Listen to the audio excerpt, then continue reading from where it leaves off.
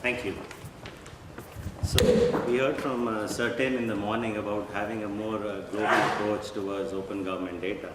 And today we are going to talk about the next frontier in the open government data domain, that is the low and middle income countries. This presentation is part of an ongoing project within the Web Foundation. In July of this year, commissioned by the Transparency and Accountability Initiative, and also including inputs from a reference group of 24 experts, we conducted research and in-country visits.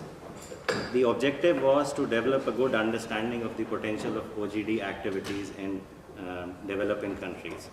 This work is still ongoing, and we'll be releasing the in-country reports in a couple of weeks, which we'll be happy to share.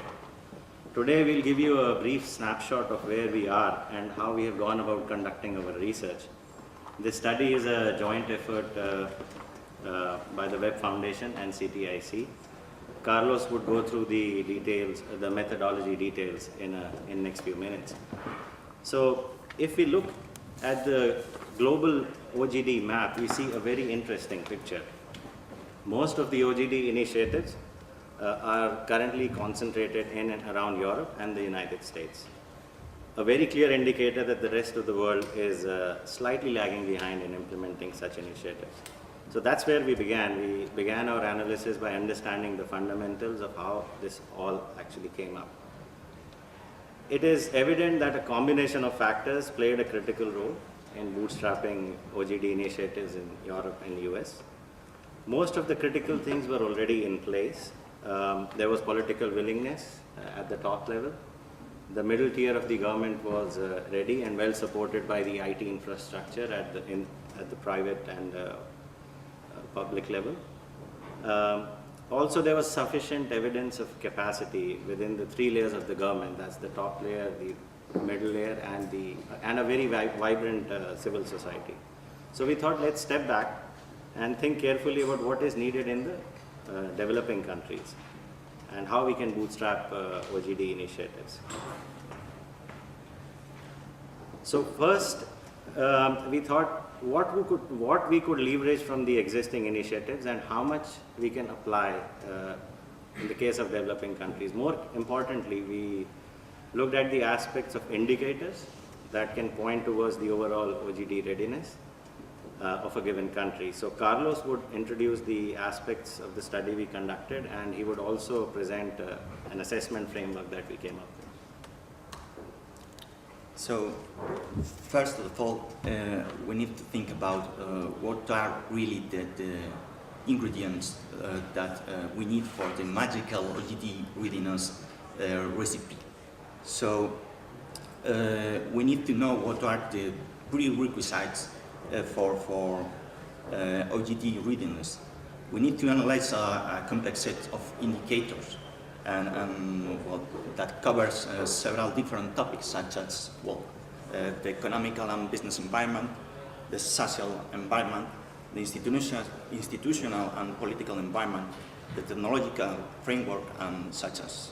Of course, we need to also study the openness.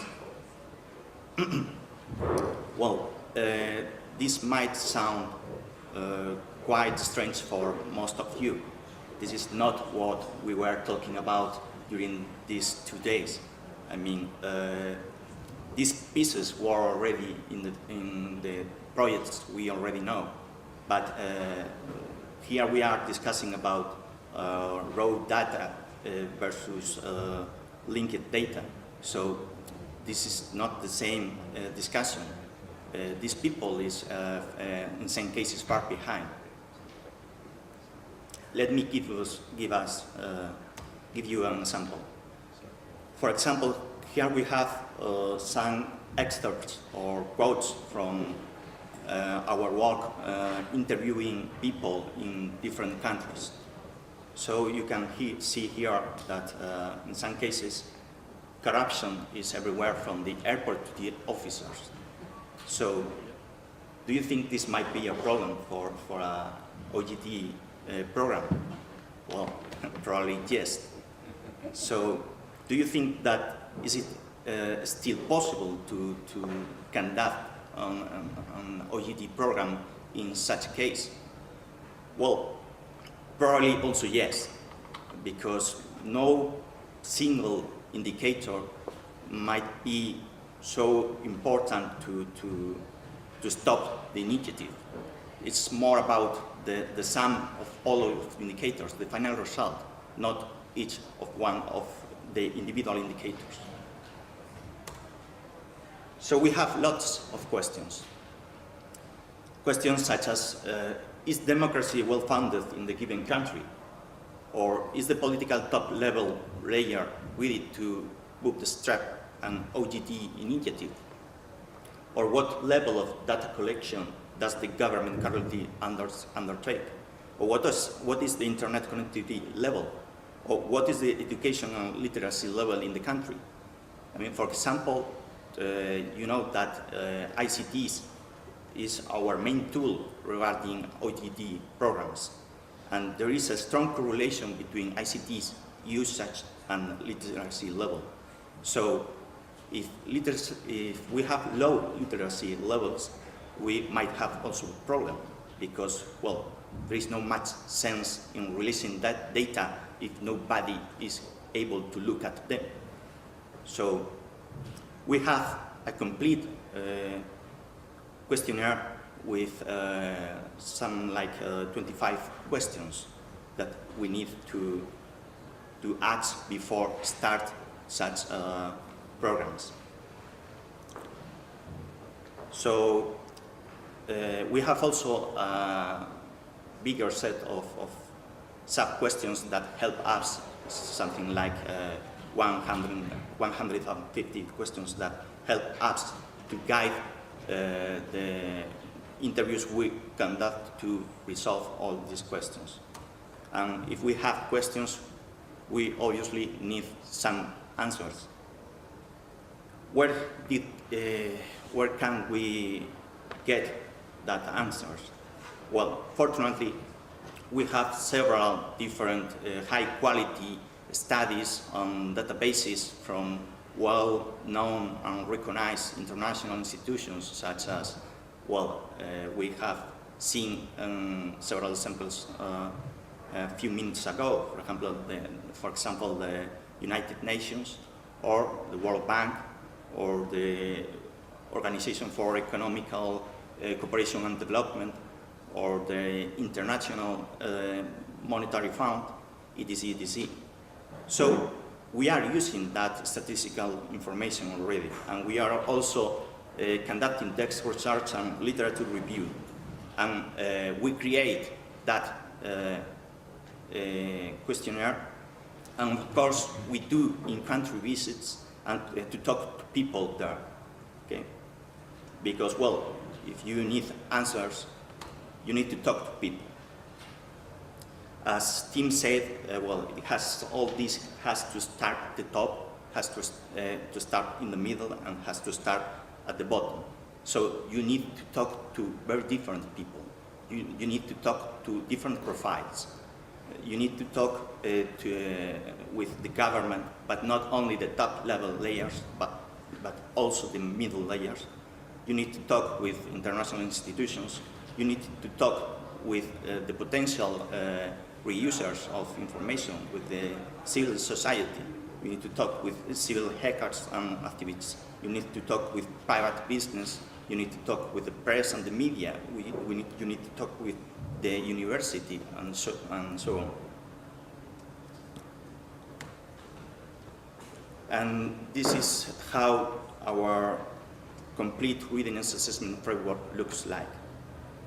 We have the initial questionnaire with all the questions we need to solve before start an initiative.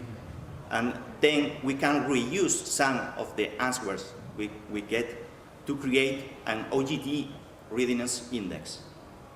But anyway, all the answers will be also in the final report, okay? And yes, I say an index, so don't panic, please. So I don't know why people sometimes hate indexes. Well, I really know why. It's because people don't like to be tagged, especially without permission.